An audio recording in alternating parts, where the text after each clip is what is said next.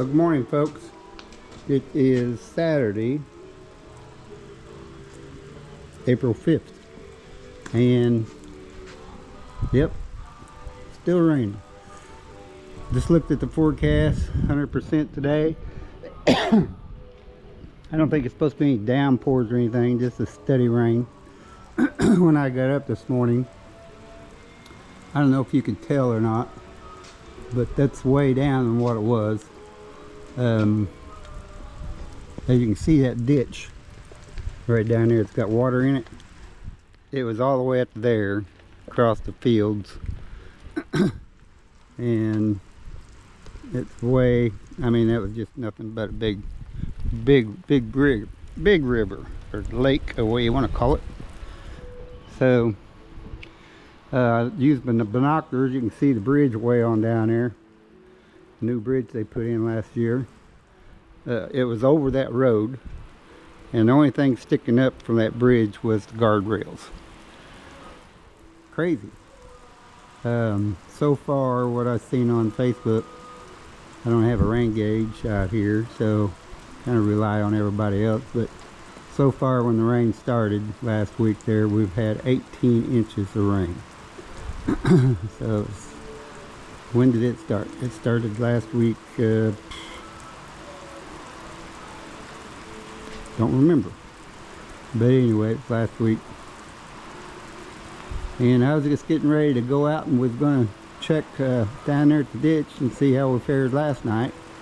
But through the bedroom windows and stuff I seen down there, looked like it was super high again.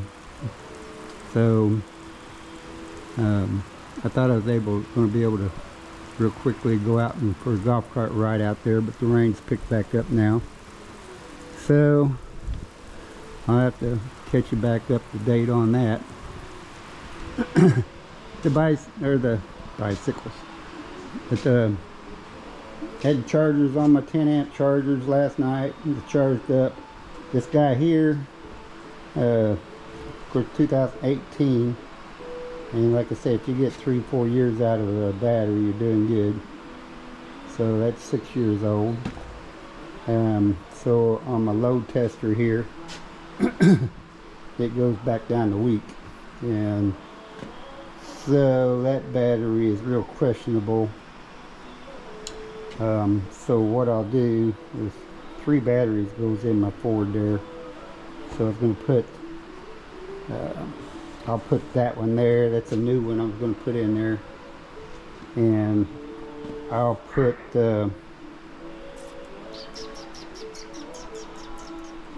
I don't know, I'll have to think about that, because I got one in my dump trailer that was still working good. I think it's 2019, and I'll either put this on the outside where it'd be easier to switch once it finally goes bad where it won't keep a charge, or I might change it out with the one that's in my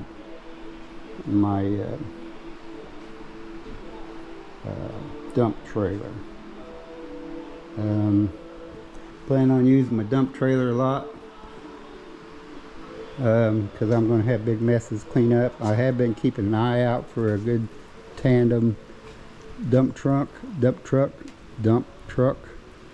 and one with a longer bed. And I'm not planning on insurance it and titling it and getting plates. And I figure, well, if I need it somewhere, I'll just put it on my trailer and haul it. Insurance costs way too much. License plates, and you know, for no more than what I'd use it, it's just not feasible. I have been keeping an eye out for a triaxle dump truck. I did find one, a Mack, that needed a cab and needed an engine, and it had the same engine in it as the big Shred-X truck.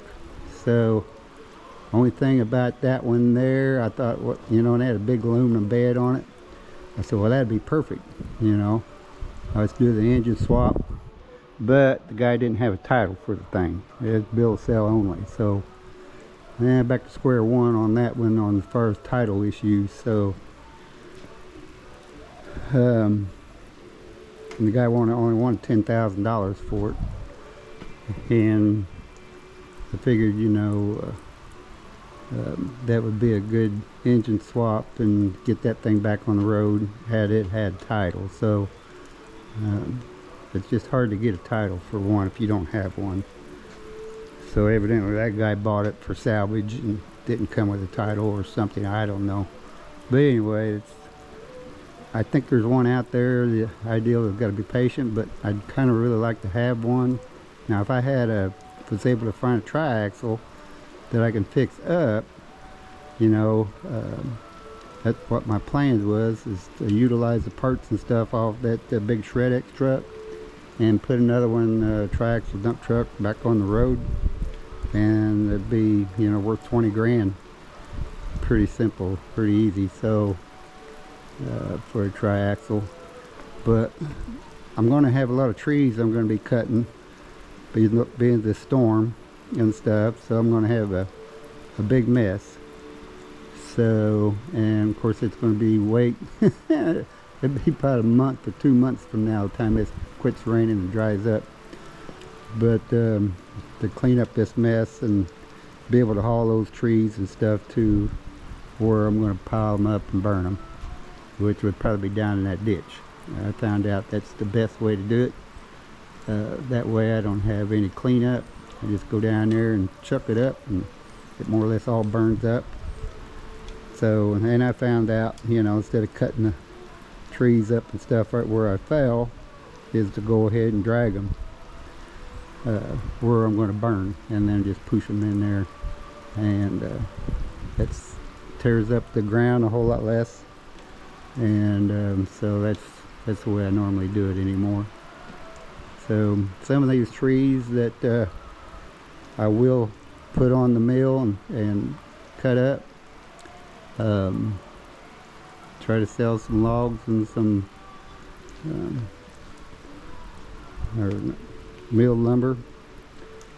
And I still have got pieces down there that more or less have sold, but I need to get them up here and get them through the planer and sander, because they've been sitting out in the weather, and of course they discolored, and so the owner or the buyer wants me to run them through the planer and sander and kind of slick them back up again. And when I moved them down there to redo the creek, I almost gone ahead and brought them up there and stacked them right over there, be close to the wood shop, and then cover them up where they wouldn't be any of this rain, and I've been able to do it. But as you can see, I've got a lot of projects that I need to get caught up on. My place is a mess. I mean, I don't know what it is about me, but I'm not normally that type of person. Look, I've been putting off that trash for a week now, and but normally I pick up after myself or something, but I've been really bad about not doing that. I mean, just everything's just scattered. It's just crazy. I need to do a big clean out, get rid of the stuff. It's just cluttering up that I'm not using, and it's just clutter. Like that piece right down there, I was looking at it. That is actually the drive that goes on the back, that drives the hydraulic system on my big yellow friend. That's the old one that was on there, and there's a kind of a fiber gear that goes on the outside, and then it actually attaches to the flywheel. And then on the drive part of the big hydraulic pumps back there has got a part piece that it actually slides onto it. So why I kept that, I don't have any idea. I was thinking, well, that collar there, I could use it for something because it's a big old hunk of steel. So, but anyway, there it is. Well, anyway, I'm gonna get off here now. I was getting ready to go take you for a tour, and then I was going to go put these batteries in the truck, so that'll be done. So I got the battery came out of the Cadillac. It's good. This one came out of the Honda four-wheeler, and I charged it overnight, and it came right back up. So I let it set for a few days. I got a new battery coming in. I ordered online. So I'll let that set for a few days and see if it maintains the voltage. And I kind of figured, you know, if I slow charge it, it'd charge back up and it'd probably be fine. But, you know, once the battery goes down, it's time to go ahead and change it out. Because when you really need it, worse off, you know, you go out there and, of course, it won't start. So anyway, look at this. This is just not like me at all. So, so it's kind of depressing when I come out here and I see that this accumulation is turning into a big mess. So anyway, well, you like that mixer. See that little mixer, a little Sunbeam mixer. I mean, a good mixer, runs good. The bowl is gone, but I could order a bowl online, but my wife don't bake, so it was thrown away, and I salvaged it and brought it, and but there it sits. So anyway, I'll get off here, and hopefully the rain will slack off here. It's supposed to around 11 o'clock. Well, it's 10:30 now, so maybe it'll slack up enough where we can do a run down there and check out the creek.